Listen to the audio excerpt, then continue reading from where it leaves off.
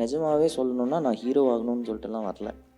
ஏதோ ஒரு நல்ல ரோல் பண்ணால் போதும், பாசிட்டிவ் ரோல் மட்டும்தான் பண்ணணும் அப்படின்னு மட்டும் ஒரு ஆசை. ஏன்னா நெகட்டிவ்ஸ் பண்ணால் எடுத்தோடனே திட்டு வாங்குறதுக்கு ஏன் போய் நான் எல்லோரும் திட்டுவாங்க அப்படின்னு சொல்லிட்டு பாசிட்டிவ் ரோல் பண்ணணும், ஒரு நல்ல ரோல் பண்ணணும். அதுக்கப்புறம் ரமணன் சார் தான் வந்து என்னை செலக்ட் பண்ணார். அண்டு அவரோட பிரதர் பாபு சார் தான் கூப்பிட்டு ஆடிஷன் பண்ணார். நான் அதுக்கு முன்னாடி நிறையா தடவை அவர்கிட்ட ஆடிஷன் போயிருக்கேன்.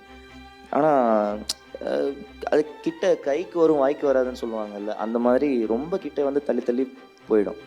ஸோ அந்த தடவை வந்து இட் வாஸ் மை பர்த்டே. அந்த அன்னைக்கு நான் போய் ஆடிஷன் கொடுத்துட்டு வர்றேன்.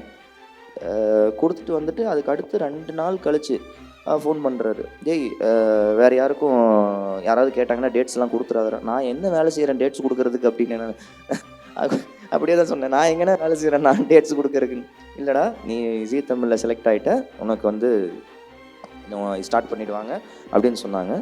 எனக்கு தலையும் புரியல வாழும் புரியல. என்ன செலக்ட் பண்ணிட்டீங்களா, நிஜமாவா, ஷியோராவானே, இது கண்டிப்பாக வருமா இல்லை இதுவும் போயிடுமா? இல்லை இல்லை, ரமணன் சாரே பார்த்துட்டு சொன்னார், இந்த பையன் இந்த கேரக்டருக்கு ஒர்க் ஆகும். ஸோ அவரோட அசம்ஷன் எப்போவுமே கரெக்டாக இருக்கும் அந்த விஷயத்தில். When he select a character, he knows what is doing. So அந்த மாதிரி தான் எடுப்பார்.